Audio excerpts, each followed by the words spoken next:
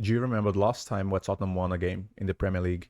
Because honestly, guys, I needed to check. Anyway, let's analyze Newcastle 2, Tottenham 2. If we talk about performance, Newcastle should have won this game. As you can see by the XG, even though the XG is very impacted by the penalty. I saw Newcastle that were way more comfortable on the ball, off the ball, and from the first minute, from the beginning of the match, it was very clear that Newcastle would dominate the game. And if you look at the momentum map, for example, we can see how dominant Newcastle were in the first half, especially on the wings or using the fullbacks as Hall and Livramento. They had very, very good games. And only in the second half, we saw a more, I wouldn't say balanced because I still think Newcastle produced more, but I'm going to say we could see two teams playing the game from the middle of the second half onwards. And for Tottenham, I liked Bergval. He almost scored. Like, guys, if he had scored that banger, it would have been Puskas, I believe. I liked Colomoni as well. I wouldn't say Kudus. Yeah, I wouldn't say I liked Kudus. And Romero. For me, those four players were the best for Tottenham. And after the game, I saw that Thomas Frank said something about the mentality, like giving compliments to the team's mentality, which I partially agree with. Because okay, it is important to have a mentality of not giving up, of trying to win, trying to get something, trying to get at least a point in very difficult scenarios. However, I would say we will need so much mentality if the technical and tactical aspects were being good, basically.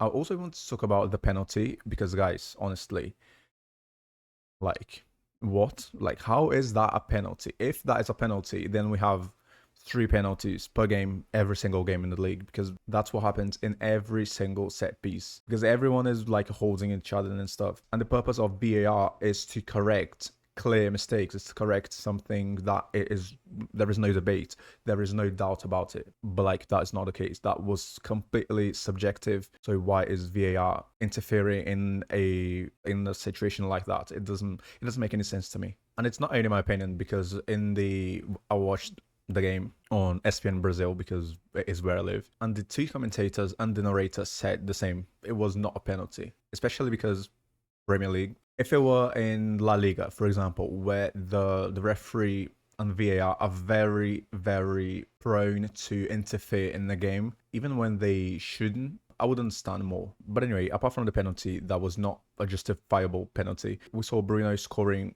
an amazing goal, a very good goal. But then we saw Romero twice coming up as a protagonist. He gives me the feeling of, okay, no one is doing anything. Let me just go to the opposition box and score myself. But anyway, guys, even though I'm saying that regarding performance, Newcastle should have won the game, we also need to take into consideration the result and how difficult it is to get a point against Newcastle playing in Newcastle, playing in their stadium. Even though they have been having not a good season in the sense of winning games, in the sense of results, they do have a very good team. And at the end of the day, a point against Newcastle away is good, I would say. About this game, that was it. Now I want to talk about Thomas Frank. I will also talk about the players and give you some stats that are very scary / worrying regarding Tottenham performances in the Premier League. So guys, about Thomas Frank specifically, I really think he relies a lot on preparing the tactics, the set pieces, everything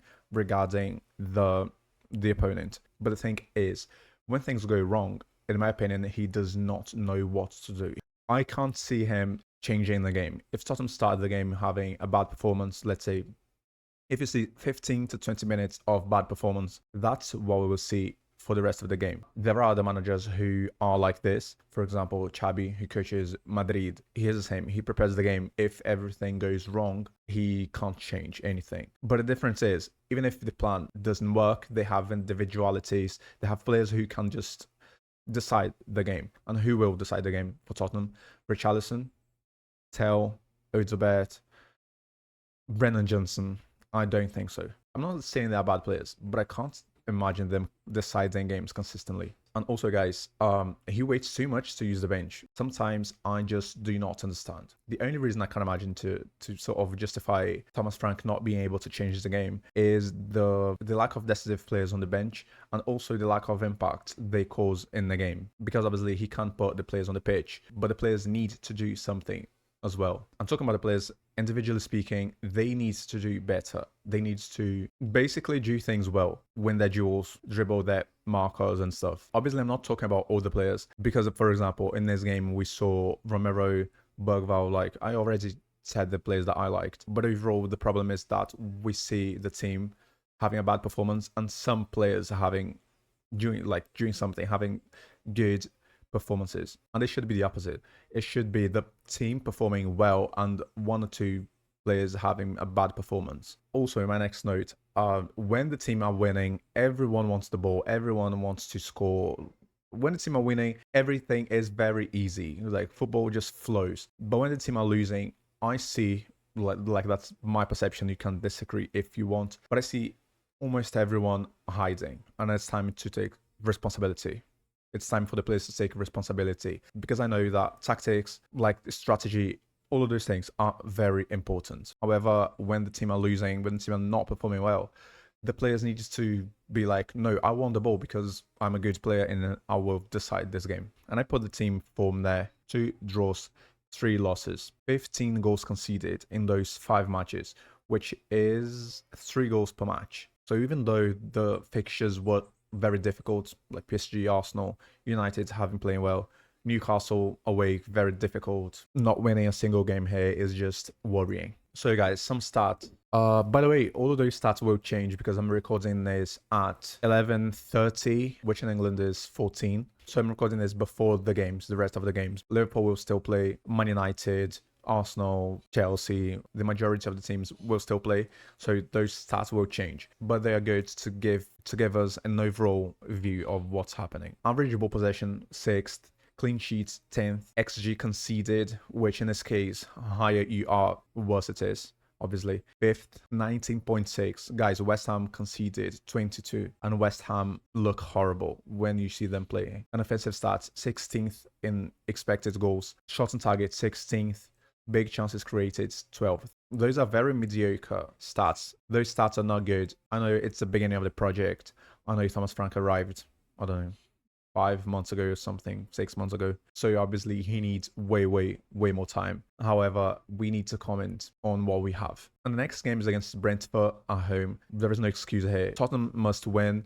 And then we have Slavia Praha at home as well. Winning is a must in those games. But I think that was it, guys. I talked a lot. I tried to give you guys a rational analysis. And if you liked the video, don't forget to like and subscribe, and see you next time. Bye.